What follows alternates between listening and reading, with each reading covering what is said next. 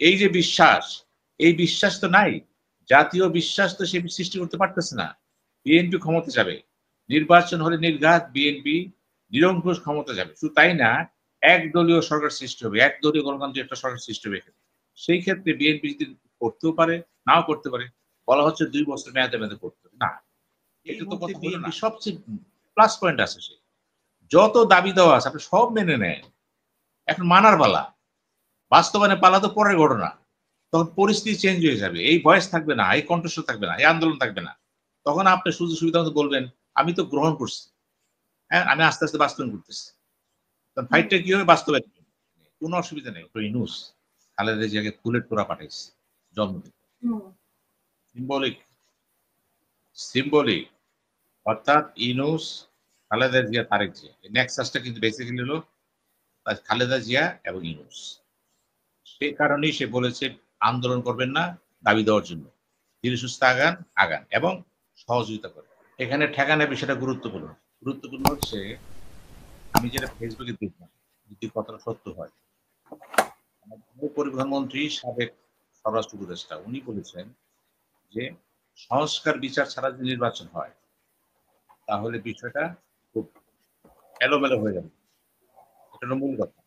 এবং একই বক্তব্য বলতেছে এনসিপি, জামাত ইসলাম, চরমনায় পীর বা আরো যারা বিভিন্ন দল আছে তাদের উদ্দেশ্য কিন্তু একটাই। এবং তারা যখন সংস্কার কমিশনে যে আলোচনা বসলো, ঐক্যমত কমিশন, বক্তব্য কিন্তু একই ছিল তারা। এইসব বিষয়ে তারা ঐক্যমত্য চাচ্ছে। ঐক্যমত্য হবে সেটাই বড় কথা না। এই ঐক্যমত্যটা কিভাবে এটা বাস্তবায়ন করা হবে সেটা হচ্ছে এই মুহূর্তে সবচেয়ে বড় প্রশ্ন। এই যে বাস্তবায়ন প্রশ্নটা, এই বাস্তবায়ন প্রশ্নে কিন্তু সিপি অনেক আগেই বলে দিয়েছে। তারা বলেছে গণভোটের কথা। হয়তো বাস্তবায়ন কেমন হতে পারে? একটা হতে পারে অর্ডিন্যান্স দিয়ে, প্রোক্লেমেশন দিয়ে হতে পারে, গণভোট দিয়ে হতে পারে। যদি করে, কিন্তু ওই দুটো সম্ভব না। কারণ ওগুলো আবার সংসদে কিন্তু পাস করতে হবে। এখন গণভোটের কথা আসছে। গণভোটের ব্যাপারে কিন্তু বলা হয়েছে হয় সরাসরি গণভোট নির্বাচন আগে অথবা একই সময় নির্বাচন গণভোট পদ্ধতি দেওয়া হয়েছে। এখন বলা হচ্ছে প্রচলিত সংসদীয় গণতন্ত্র, যেটা আমাদের স্ট্যান্ডিং কমিটির চেয়ারম্যান মেম্বার বিএনপি জনাব সালাউদ্দিন আহমেদ যেটা বলেছেন, উনি বলেছেন যে এটা তো নাই, এটা তো কোন সিস্টেমে নাই। এখন আমার প্রশ্ন হলো, ব্রিটিশ কনস্টিটিউশন অনেক কিছু তো আমাদের ছিল না। এবার ভারতের কনস্টিটিউশন গঠন করলো তখন কি শুধু ব্রিটিশ কনস্টিটিউশন নেয় নেই। আমরা বিভিন্নভাবে বিভিন্ন দেশের কনস্টিটিউশনটা কিন্তু এখান দিয়ে আমরা চেষ্টা করেছিলাম আনার জন্য, কিন্তু হয় নাই। আমরা ভারত দেখেছি, আমরা পাকিস্তান দেখেছি, ইভেন বাংলাদেশ যখন কনস্টিটিউশন তৈরি করে তখনও কিন্তু সে সর্বশেষ পর্যায়ে পৃথিবীর বিভিন্ন দেশের কনস্টিটিউশন স্টাডি করেছে, করে একটা সমন্বয় সাধন করেছে। শ্রীলঙ্কার কনস্টিটিউশন একই জিনিস কিন্তু, অর্থাৎ কোন দেশের কনস্টিটিউশন এককভাবে কিন্তু not the reflection of British constitution. British constitution মূলত কিন্তু আনরিটেন এবং এটা অনেকটা কনভেনশনে চলে গেছে। এটা বুঝতে হবে কিন্তু আমাদেরকে। সুতরাং ব্রিটেনে তো রাজা আছে, আমাদের রাজা আছে নাই। রাজাতে রাষ্ট্রপতি হবে, রাষ্ট্রপতি কে নির্বাচন করবে? ডেফিনেটলি যদি রাষ্ট্রপতি যদি সংসদীয় গণতন্ত্র হয় তাহলে তাকে সরাসরি ভোটে আসতে পারবে না। তাকে আসতে হবে কোথায়? ওই যে মেম্বার অফ পার্লামেন্ট ইনডাইরেক্ট ইলেকশনে। ফ্রান্স সিস্টেম যেটা করেছে সেটা কি করেছে? ওটা হলো ফ্রান্স মডেল। রাষ্ট্রপতি প্রধানমন্ত্রীর মডেল দেওয়া আছে কিন্তু এখানে, কিন্তু সেই মডেল তো আমরা নেইনি। আপনি প্রথম লক্ষ্য রাখতে হবে কোন মডেলটা টাকাতে চাচ্ছেন। আমরা শ্রীলঙ্কা চাচ্ছি না, ফ্রান্স মডেলও চাচ্ছি না, ভারতও চাচ্ছি না। নতুন একটা মডেল তৈরি হবে এখানে, সেটা হলো গণভোট কি একসাথে পার্লামেন্ট নির্বাচনের সাথে হতে পারে কিনা, মৌলিক প্রশ্ন। এখন একটা পক্ষ বলবে কেন পারবে না? সংবিধান তো কোরআন না, ধর্মীয় গ্রন্থ না, পারবেন না কেন? মানুষের জন্য প্রয়োজন, মানুষ করবেন। এখন যে দলগুলো এটা বিরোধিতা করতেছে তারা মনে করতেছে এটা প্রয়োজন নাই, এটা আমরা করে দেব। অর্থাৎ তাদের প্রতি বিশ্বাস, এই যে বিশ্বাস, এই বিশ্বাস তো নাই। জাতীয় বিশ্বাস তো সে সৃষ্টি করতে পারতেছে না। বিএনপি ক্ষমতা যাবে। নির্বাচন হলে নির্ঘাত বিএনপি নিরঙ্কুশ ক্ষমতা যাবে। শুধু তাই না, একদলীয় সরকার সৃষ্টি হবে, একদলীয় গণতান্ত্রিক একটা সরকার সৃষ্টি হবে এখানে। সেই ক্ষেত্রে বিএনপি যদি করতেও পারে, নাও করতে পারে। বলা হচ্ছে ২ বছর মেয়াদে করতে হবে। না, এটা তো কথা হলো না। আপনি আন্দোলন করছেন, একটা বিপ্লব করছেন বা গণ অভ্যুত্থান করছেন, কেন করলেন? শুধু কি শেখ হাসিনা পতনের জন্য? যদি তাই হতো তাহলে কোনো কথা নাই। আর যদি বলেন বিপ্লব বা গণ অভ্যুত্থান হয়েছে একটা স্বৈরাচারী কাঠামোকে ধ্বংস করে দেওয়ার জন্য, নিশ্চিত করেছে না, নতুন কাঠামো সৃষ্টি করার জন্য, সেই ক্ষেত্রে কিন্তু এটা নির্ঘাত যে গণভোট ও পার্লামেন্ট নির্বাচন যদি ওই দিনই করতে চান হতে পারে। এখন দরকার সদিচ্ছা। সদিচ্ছাটা সদিচ্ছা প্রধান উপদেষ্টা, সদিচ্ছা সংস্কার পরিষদের এবং সদিচ্ছা কিন্তু বিএনপি। এখানে বিএনপি কিন্তু ফ্যাক্টর। বড় দল হিসাবে তিনি যা বলছেন এটা ফ্যাক্টর। এখন দেখেন আজকে হাসনাত আব্দুল্লাহ কি কথা বলছে? সে বলেছে সরকার প্রধান লন্ডন যেয়ে অন্য একটা দলের প্রধানের সাথে তিনি মিটিং করলেন এবং সরকার এখানে সে কি করলেন? সেজদা করেছেন, মাথা নত করেছেন এবং বিক্রি করে দিয়েছেন তার কাছে। অর্থাৎ পৃথিবীর কোন দেশে এটা ঘটে নাই কিন্তু। কোন দেশে একটা অপোজিশন পার্টির সাথে এই পার্টির নেতা ১৭ বছর বাইরে আছে, তার সাথে যে দীর্ঘ ৮০ মিনিট কথা বলে। এটা কিন্তু পরে না। এটা এই জন্যই কিন্তু আমরা মেনে নিয়েছি। আমরা চাচ্ছি গণতন্ত্র আগায় যায়। মানুষের সেন্টিমেন্ট আগায় যায়। কিন্তু আপনি চিন্তা করে দেখেন তো কোন নরমস, কোন ভ্যালুস, কোন কাস্টমস নাই। এটাও কিন্তু বলতে পারেন একটা নতুন ধারার সৃষ্টি করে দিয়েছে। কেন কথা বলা যাবে না? কথা বলা যাবে। ডক্টর ইউনূস তো কথা বলে দেখাই দিলেন, যাবে। এই যে যাবে, এটা যদি যায়, তাইলে ধরেন যদি গণভোটের প্রশ্ন আসে এবং আপনারা যদি একমত হতে পারেন, সব দল, বিএনপি সহ, তাহলে আপনারা যদি করেন গণভোট হবে, সংসদে নির্বাচন হতে পারে। এবং এটা বিএনপি জয় হবে কিন্তু। বিএনপি যদি আগে যদি চায়, যদি গণভোটটা আগে হয়, সেক্ষেত্রে বিএনপি রিস্ক আছে। আর যদি একসাথে হয়, বাই দিস টাইম কিন্তু বিএনপি অলরেডি সংসদ ঢুকে গেল। সে সরকার গঠন করে ভালো হবে। এটাও বুঝতে হবে কিন্তু। এখন বিএনপি নীতি নির্ধারক যারা আছেন, যারা ম্যাটার করে, চিন্তা করে, অনেক বয়োজ্যেষ্ঠরা আছেন, অনেক মধ্যম বয়সী লোক আছেন, তারা যদি মনে করেন হতে পারে এটা, আমি বলবো এককভাবে। কিন্তু বিএনপি কেন এটা চাইবে? বিএনপি যেখানে জানে যে সংখ্যাগরিষ্ঠ ভোটে সে নির্বাচিত হয়ে আসতেছে, বিএনপি কেন চাইবে?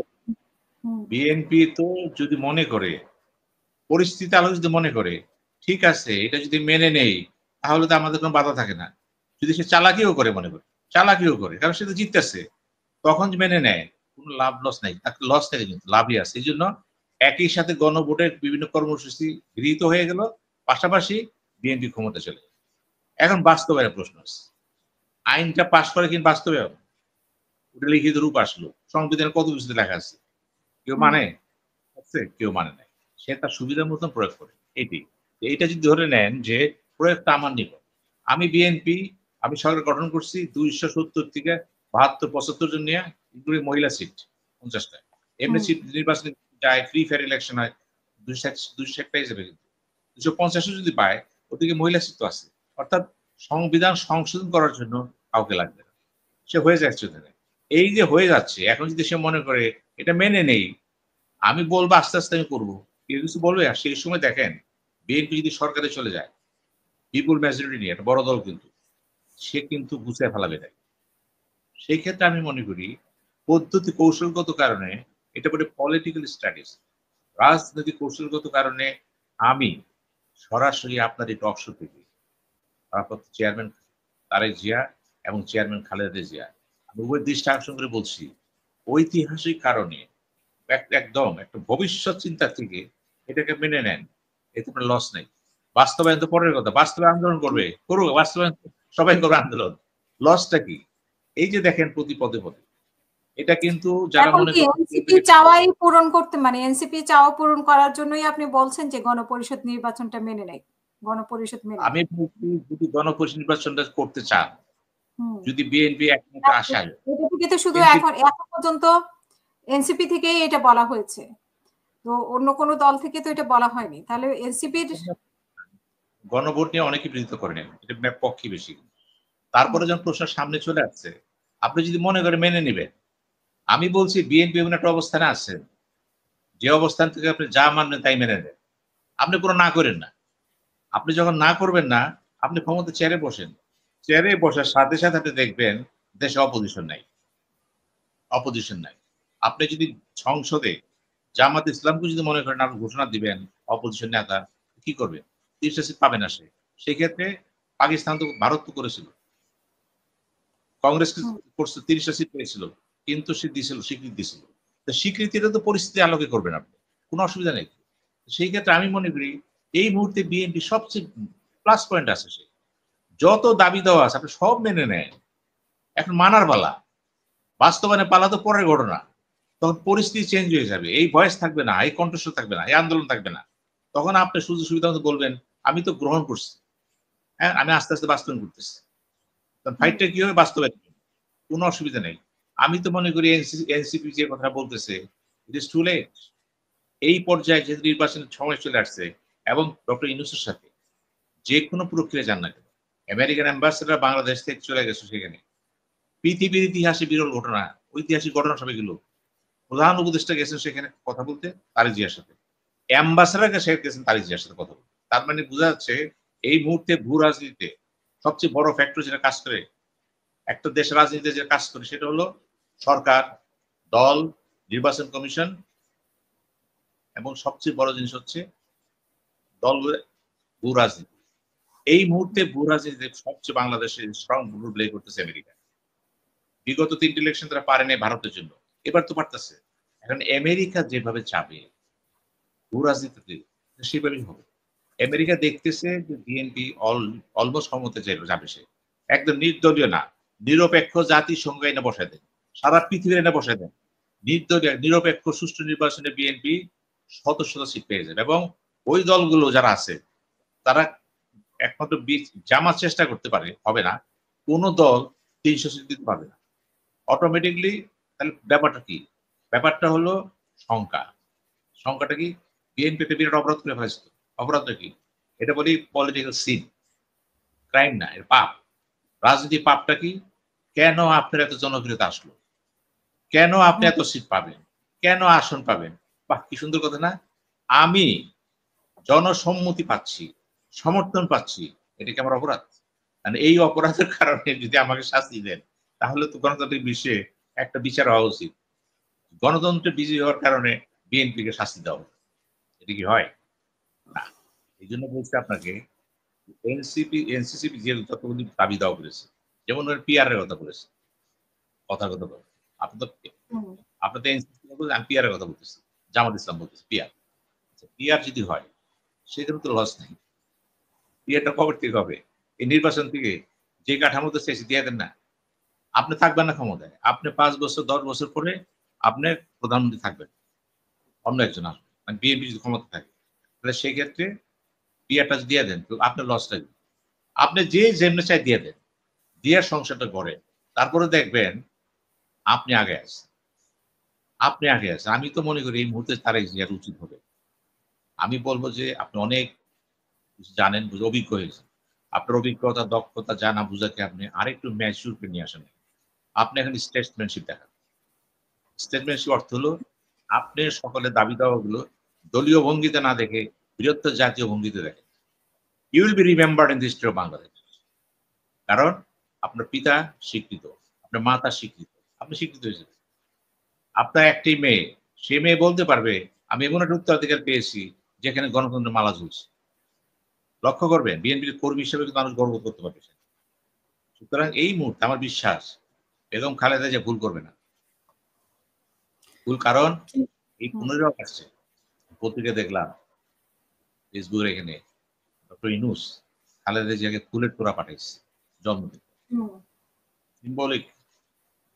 সিম্বলিক অর্থাৎ ইউনূস, খালেদা জিয়া, তারেক জিয়া, এই নেক্সাসটা কিন্তু বেসিক্যালি হলো খালেদা জিয়া এবং ইউনূস। সেই কারণেই সে বলেছে আন্দোলন করবেন না, দাবি দেওয়ার জন্য ধীরে সুস্থ আগান এবং সহযোগিতা করেন। সমস্ত দলের টোন চেঞ্জ হয়ে গেছে। এখন কি হচ্ছে? এখানে কর্তার ইচ্ছে কীর্তন। এই যে বললাম নেতা যা বলবে তাই হবে। আমি মনে করি যে ক্যাপশনটা দিয়ে আপনি অবশ্য শুরু করেছেন, এই ক্যাপশনটা বিএনপি না করার কারণ আমি বলি যত দাবি দেওয়া আছে সংস্কার কমিশনে সব নিয়ে নেন। যদি বলে গণভোট, ওটাও মেনে নেন,